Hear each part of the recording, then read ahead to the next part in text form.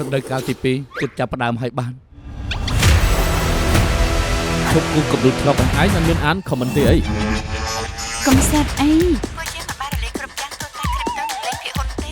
ប្រជង្គត់អីនេះដែលរហែងតែ ដល់ទេ ប៉ាខ្ញុំគួរចាប់ហើយ ខានដល់ទេ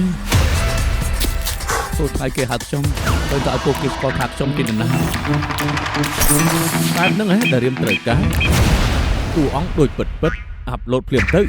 គ្រាន់តែអាប់ឡូតសភៅក្លុកមួយយើងក៏មានអក្រិតកម្មមួយប្លែកស្អីគេតើគេនោះជាគ្រូហៅរ៉ាឬមួយក៏ជាភេវរៈក៏ជុំលើថាអោយកខាងឡើងទៅអូសកោវាមកជាប់អើយពួកយើងទៅរកឯងហើយតើមានផោះតាំងដែរទេមានមែនមានហេតុអីផោះតាំងផ្សេងស្អីគេថាមិនថាខុសមួយយើងគួរតែដាក់ដូចប្រឆៅទីដាក់ដូចហ្នឹងតើចាំមិនចឹង